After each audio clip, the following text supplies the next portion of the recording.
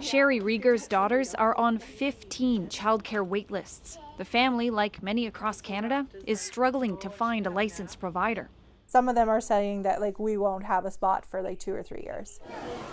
It's been 2 years since the federal government signed its last deal with provinces to spend tens of billions of dollars to create more childcare spots and eventually cut fees parents pay to $10 a day. Daycares have overwhelmingly taken part, and that has caused growing pains. As childcare has become more affordable, we hear from parents that want to access it, that are having trouble finding spaces. Providers say they are struggling to operate the spots they already have. The funding hasn't kept up with inflation and the need to pay childcare workers a livable wage.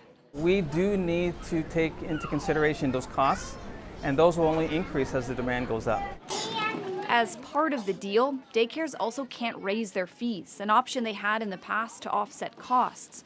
Some private childcare centres in Ontario who can access those public dollars have threatened to pull out of the program altogether unless they get more money.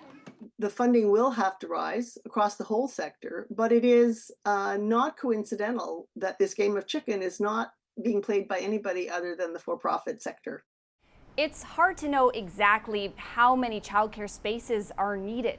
Each daycare has its own waitlist, and many families are on multiple.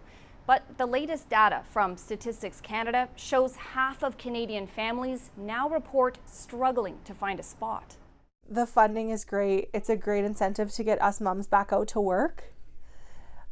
But again, if I can't access it, what is the point? To add to Sherry's anxiety in finding daycare, she's expecting her third child this fall. That baby doesn't have a name yet, but is already on a wait list. Marina von Stackelberg, CBC News, Ottawa.